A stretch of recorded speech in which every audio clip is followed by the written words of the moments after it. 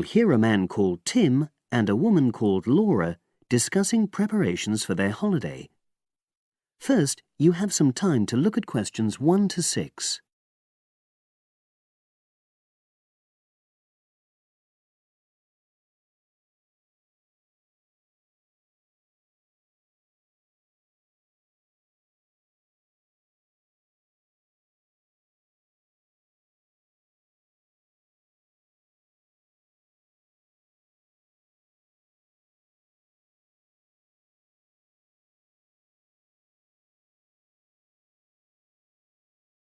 You will see that there is an example which has been done for you.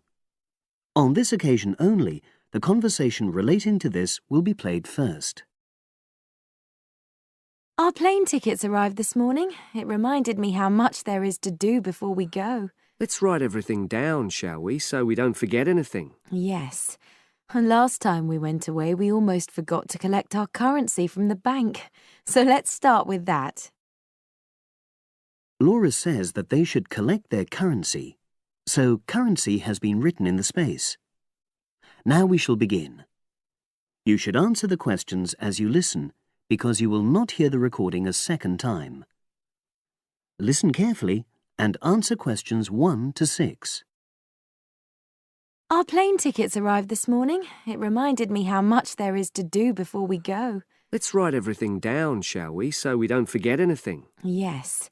And last time we went away, we almost forgot to collect our currency from the bank. So let's start with that. Good thinking. And wasn't there an appointment you said you'd got to cancel? Yes, the hairdresser. Thanks for reminding me. Can you write that down too? The shop will be closed now, but I'll do it first thing on Monday. OK. Then starting on Tuesday, we've got to take the tablets we got from the pharmacy. We really mustn't forget to do that. We're not protected against malaria till we've been taking them for at least 7 days. No, so that's really important. And what about shopping? There's still a few things we've got to buy the next time we're in town. We need some more sunblock, don't we? We've only got that Factor 10 stuff. It won't be strong enough. I've already bought that. But what we do still need to get is sunglasses. The ones I've got aren't good enough, and I don't think yours are either. OK, I've noted that down. And I think I'm going to get another bag too, just a small one. We always seem to come back with more things than we take. Should we get an extra lock for our suitcase as well, just in case the one we've got breaks? They don't seem to last long. Yes, they are a bit flimsy. OK, right. Oh yes, and we need an adapter for our electrical things, your hairdryer and my shaver. The plugs on them are bound to be the wrong type. We could get one at the airport. They always have them there. Well, I'd rather get it beforehand, so I'm writing it down. And then I think that's it, isn't it? I think so, as far as shopping's concerned. But we also need to order a taxi to take us to the airport. We should do that well in advance. My sister left it too late and she had to take the train with that huge suitcase of hers. I know, she really struggled with it. Before you hear the rest of the conversation, you have some time to look at questions 7 to 10.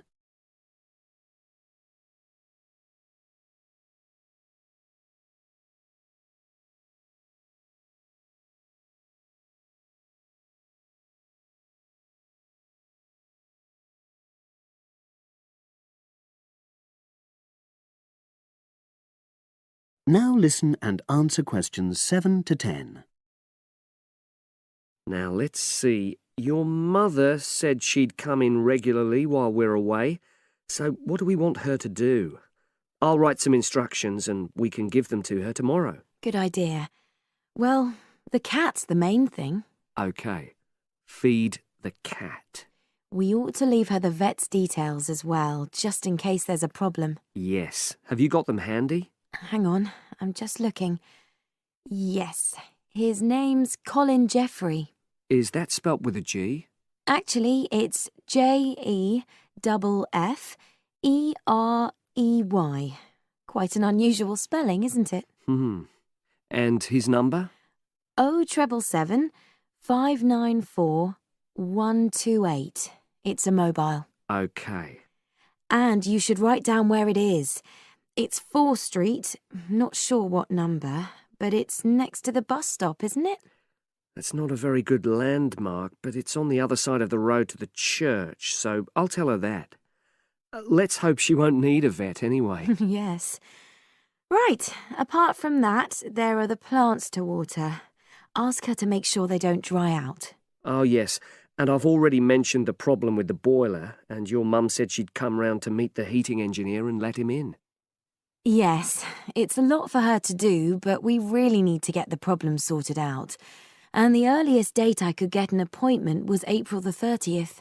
Isn't it the day after we go? Yes, we leave on the 29th, and she'll have to hang around till the job's finished. Oh, well, she won't mind, I'm sure. She likes helping people out. Yes, she does. OK. That's it then, I think. Unless you can think of anything else.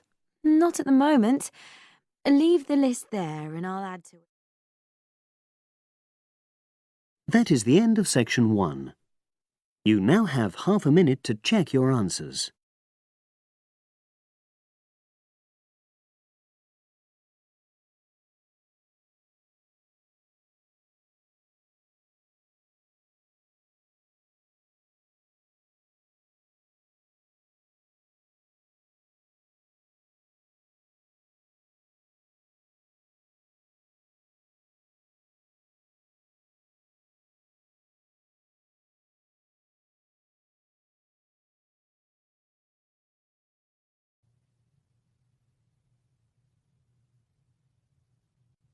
Now turn to Section 2. Section 2. You'll hear someone talking to a group of university students. First, you have some time to look at questions 11 to 17.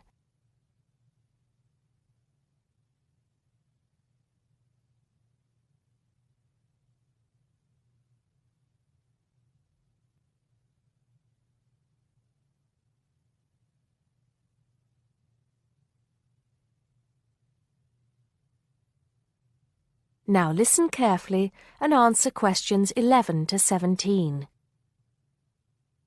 Good morning, everybody, and welcome to Upton University. I hope you are settling in and beginning to find your way around. I know how confusing it can be when you start life at university, and that's why we have Freshers Week to help you find your feet. Before I go any further, I should perhaps introduce myself. My name is Sally Jackson, and I am the Secretary of the Students' Union, which has organized this week of events for you. You will usually find me in the office on the first floor of this building when I'm not attending lectures. Anyway, down to business. Of course, there are a few things that you are obliged to get done during your first week here.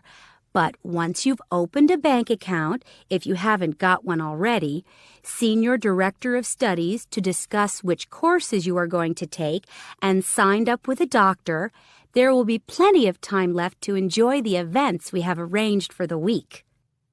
And have we got a lot lined up for you? Throughout the week from Monday to Friday, every morning starting at 10 a.m., there will be orientation and welfare events. These will include tours of the campus, which, as you have probably noticed, is the size of a small town with 9,000 residential students, as well as sessions on developing study skills. We also have tours of Upton itself arranged for you, with a bus leaving from outside this building every afternoon at 5 o'clock. There are a number of interesting things to do and see in and around Upton, so you can expect visits to the castle and museum as well as the popular Ghost Walk. You'll need to sign up for this one, as numbers are limited. Just put your name on the list on the notice board in the entrance lobby. An important event is scheduled for Monday, that's the day after tomorrow, when we will be holding the academic fair. This is an opportunity for you to speak to students and academic staff about the courses that are on offer. The academic fair starts at 1 o'clock, by the way. There are a couple of other fairs that I think will interest you. First of all, we have the Societies Fair on Tuesday the 16th, which I think is an absolute must. You might not believe it, but the university has over 150 societies and sports clubs you can sign up for, so you are sure to find something of interest to you. That also starts at 1 o'clock, and it will be here in the Union Building. Also in this building is the Trade Fair on Wednesday from 2 until 5 in the afternoon. This one might sound a bit strange because you will find a load of banks and other businesses here trying to get your custom. You will find plenty of bargains and, best of all, a lot of the businesses give away stuff for free. Before you hear the rest of the talk, you have some time to look at questions 18 to 20.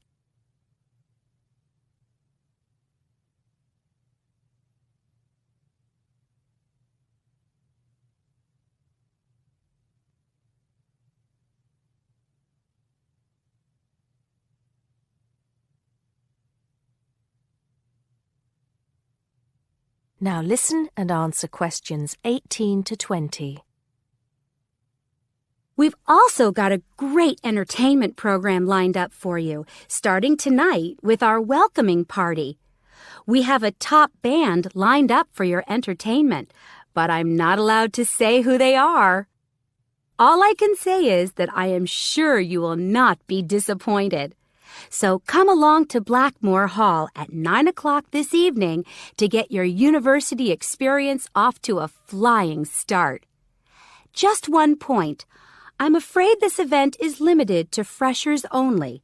Because of space restrictions, you can't bring a friend tonight. Sorry about that. There's more fun and games on Monday in the Cotswold Theater here on campus. We have booked two of the cleverest comedians in the country, Paul Frazier and Jenny Brown, for a 3-hour show. Paul has assured us that he and Jenny have packed the show with new material, and as they always get rave reviews for their shows, I think we can look forward to an evening of great entertainment. That's in the Cotswold Theater on Monday evening at 7:30. Moving along a bit, on Thursday there is an important date for your diaries. This is the official Freshers Opening Ceremony, when the Dean welcomes you to Upton University. So remember, Thursday the 18th from 2:30 to 3:30 in Blackmore Hall. You certainly should go to this one, and by the way, light refreshments will be available. At the end of the week, on Saturday, you have the chance to dress up in your smartest evening wear for the official Freshers' Ball. Actually, although it's called a ball, it is quite a relaxed affair, so we are more than happy if you turn up wearing jeans and a t-shirt. The important thing is to relax and enjoy yourselves. Time and place are the same as for this evening's party. Blackmore Hall from 9 in the evening to 3 o'clock in the morning. Right. I think I've covered the most important and exciting events we have lined up for you, but there will be plenty of other things going on throughout the week, so remember to check the notice board in the entrance lobby regularly. Enjoy the rest of the day, and I look forward to meeting as many of you as possible this evening at the welcoming party. That is the end of Section 2.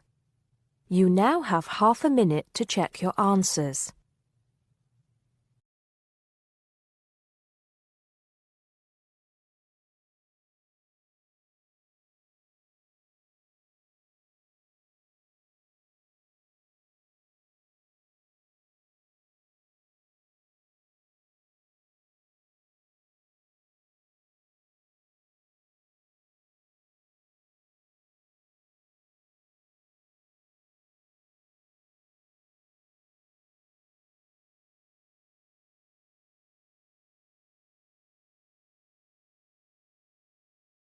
Now turn to Section 3. Section 3. You are going to hear a conversation on rivers. First, you have some time to look at questions 21 to 25.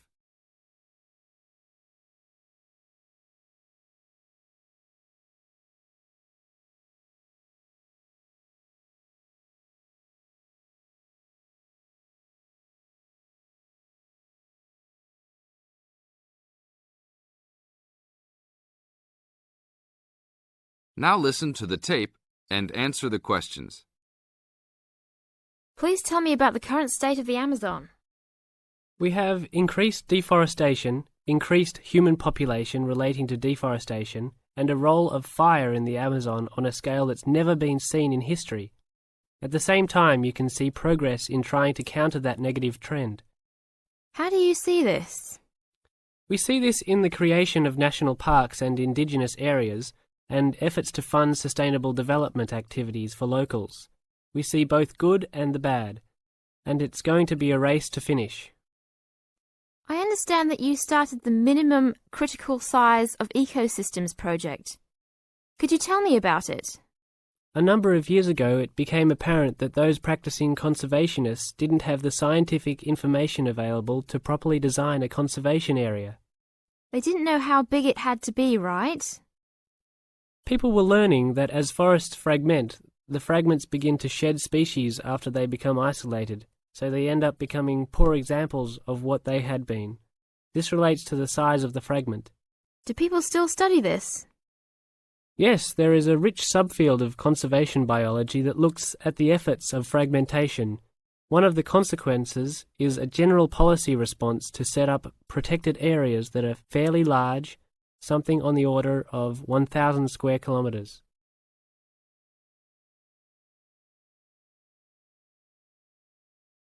Now look at questions 26 to 30.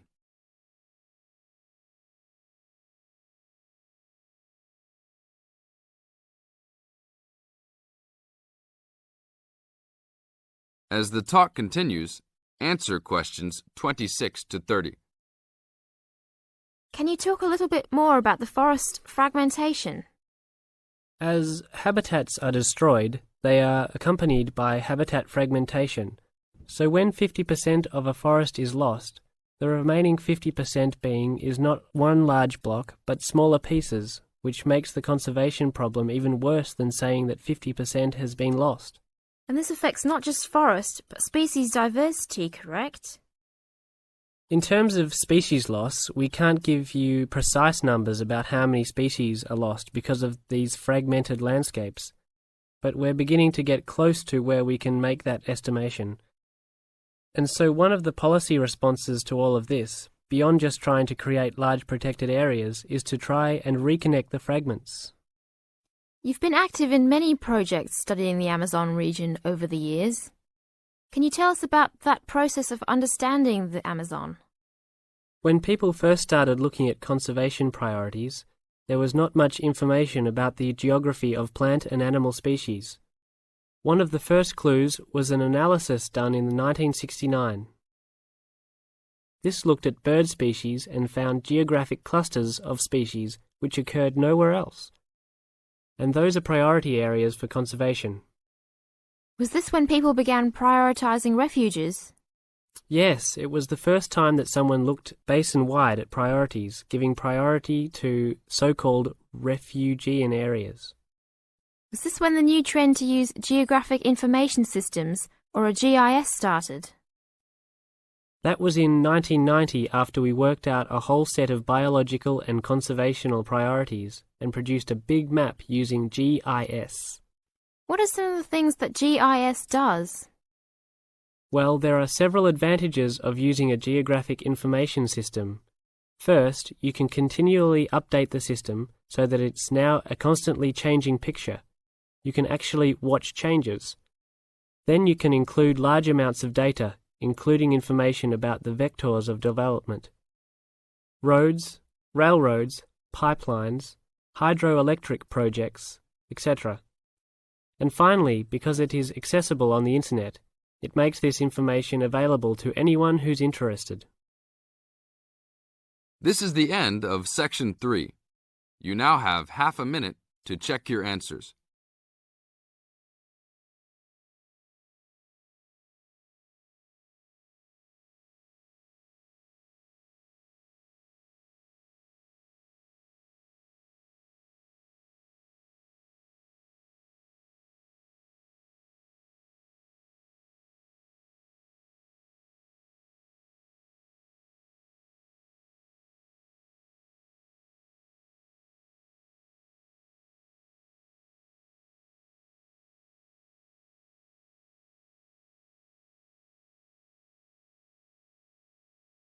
Section 4.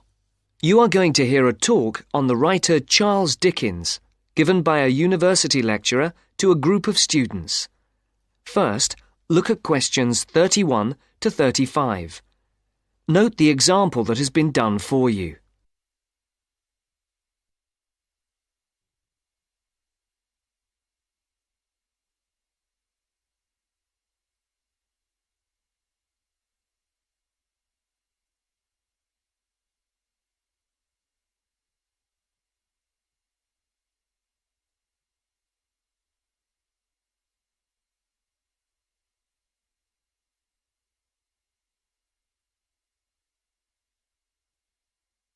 As you listen to the first part of the talk, tick the appropriate box for questions 31 to 35.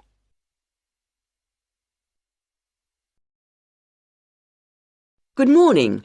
My name is Professor Sarah Lennon, and I'm here today to talk to you about the works of one of the greatest writers in the English language, Charles Dickens. He wrote many books, and if we bear in mind that there are over 2,000 characters in his stories, we can get an idea of the complexity of his work. I've selected one novel from your reading list that I would like to talk about to illustrate his genius, namely Dombey and Son. But before we look at this work in earnest, I thought it might be a good idea to have a quick look at his life, and also at a few of the major events that happened during his lifetime, so that we can try to put his writing into perspective. Dickens was born on the 7th of February, 1812, at the time when his father was working in Portsmouth Dockyard. His father was transferred to London in 1814. To help give us a picture of the time Dickens was born into, it's worth noting that in 1814, when Dickens was 2, the first efficient steam locomotive was constructed in Newcastle upon Tyne. Then, in 1817, the year that Queen Victoria was born and Waterloo Bridge in London was opened, the Dickens family moved away from London. And to give Dickens' life a literary perspective, in the following year, works by other famous English writers were published: Jane Austen's Northanger Abbey and Persuasion, Mary Shelley's Frankenstein, and Scott's The Heart of Midlothian. When Dickens was almost 10, his family circumstances changed, and in 1822 the family moved back to London. In 1824, John Dickens was arrested for debt and imprisoned in the Marshalsea, near London Bridge, in London. This event had a profound effect on Dickens' writing.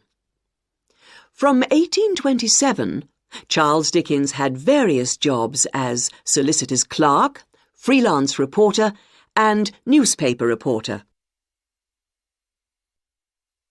Before the speaker continues the talk, look at questions 36 to 40.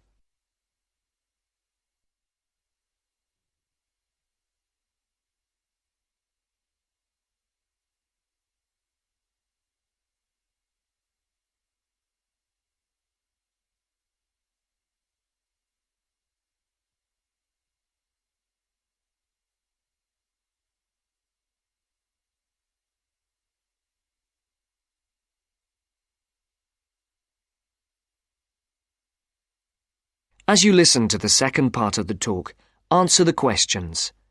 For questions 36 and 37, circle the correct answer.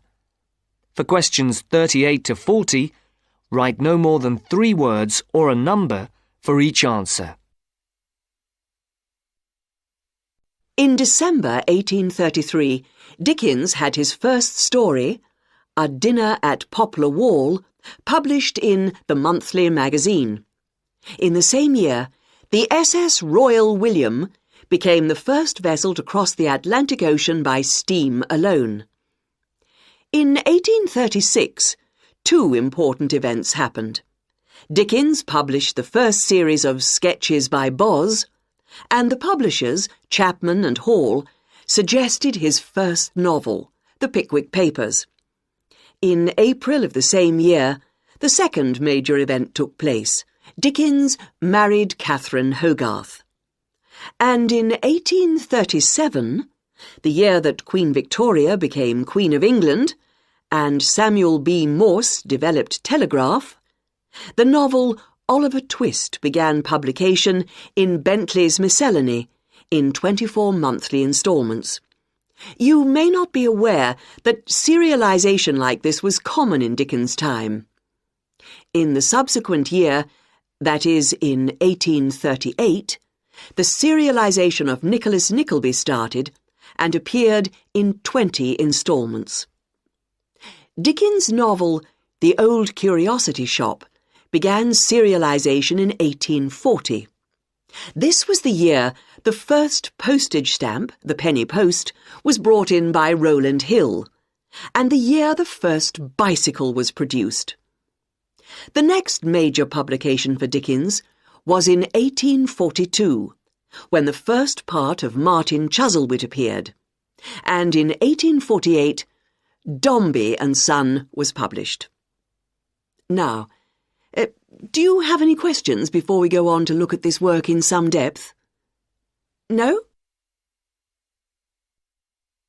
That's the end of section 4. You now